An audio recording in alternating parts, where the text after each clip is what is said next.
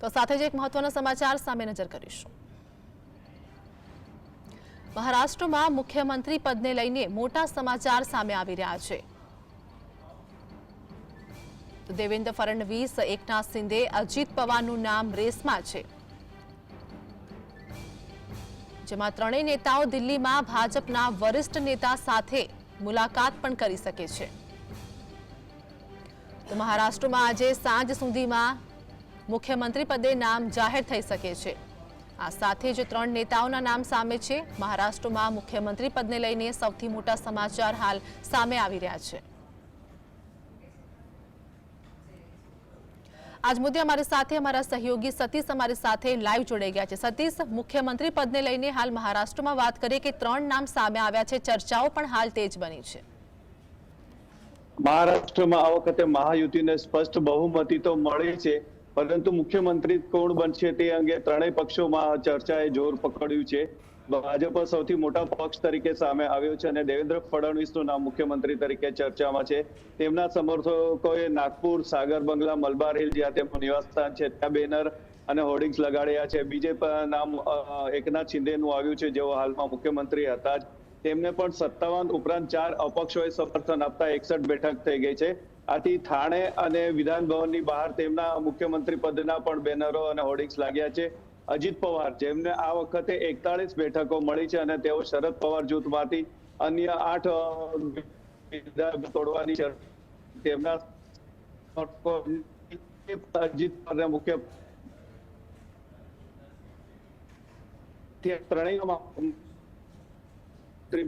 बपोरे 1 वागे दादरना BJP ऑफिसमां चूंटाયેલા ધારાસભ્યો દિલ્હીથી આવેલા નિરીક્ષકોની બેઠકમાં પક્ષના નેતા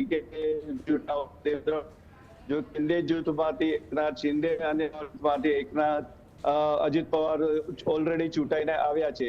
ત્યારબાદ તેઓ આજે સાંજે દિલ્હી જવાની ચર્ચા છે અને દિલ્હી જઈ તેઓ વડાપ્રધાન નરેન્દ્ર મોદી, હોમ મિનિસ્ટર અમિત શાહ, ભાજપ અધ્યક્ષ જેપી નડ્ડા અને અન્ય કેન્દ્રીય નેતાગીરી સાથે ચર્ચા કરી અને ત્યારબાદ મુખ્યમંત્રી પદની જાહેરાત કરે તેવી સંભાવના છે। અઢી વર્ષની ફોર્મ્યુલાની પણ ચર્ચા છે, 5 વર્ષની પણ છે, પરંતુ નવી જે અત્યારે એક માહિતી મળી છે તે મુજબ 2 વર્ષ પ્રથમ દેવેન્દ્ર ફડણવીસ, ત્યારબાદ 2 વર્ષ એકનાથ वर्ष माटे अजीत पवार पण मुख्यमंत्री बनी शके। आम देशना राजकारणमां सौ प्रथमवार 5 वर्ष बाद 3 मुख्य प्रधान जोवा मळे तो नवाई नहीं। बीजी बाजु अत्यारे कही शकाय के त्रणेय पक्षना नेताओनी पण बेठक हालमां ज मळी हती अने तेमां पण आ कोकड़ું उकेलायुं नथी। एकनाथ शिंदे पोते मुख्य प्रधाननी रेसमां होवानुं बहु स्पष्ट रीते जाहेर कर्युं छे।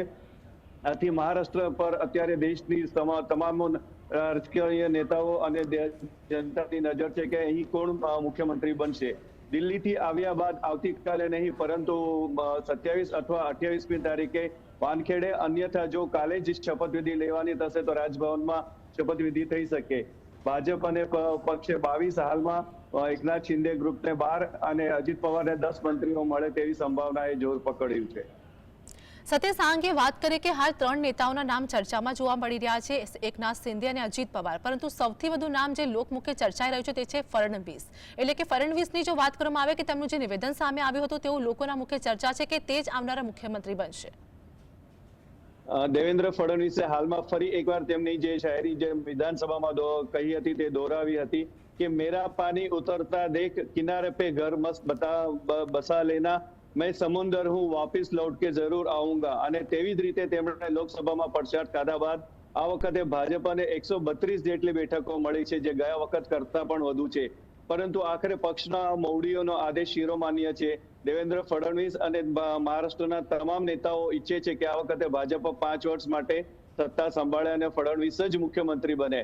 પરંતુ જે રીતે એકનાથ શિંદે ગઈકાલે મમરો મૂક્યો હતો તે જોતા તેઓ પણ આ ચર્ચાનો અંત લાવવા માંગતા નથી અને આથી જ કેન્દ્રીય નેતાગીરીને આખરે આ કોકડું ઉકેલવા માટે સોંપવામાં આવ્યું છે। અજીત પવાર જૂથના નેતાઓમાંથી અજીત પવારે પણ ગઈકાલે મળેલી બેઠક દેવગીરી બંગલામાં ત્યારે પણ કહ્યું હતું કે મુખ્યમંત્રી પદ રોટેશન તરીકે હોવું જોઈએ। આથી ત્રણેય નેતાઓ જે છે તે ઓલું છે, પરંતુ પ્રજાનો મત અને મહારાષ્ટ્રના ભાજપનો મોટા ભાગે એવો છે કે દેવેન્દ્ર ફડણવીસે જ 5 વર્ષ સત્તા સંભાળવી જોઈએ। હવે જોવાનું એ રહે છે કે દિલ્હીમાં કેન્દ્રીય નેતાગીરી સાથેની બેઠક બાદ કોનું નામ જાહેર થશે।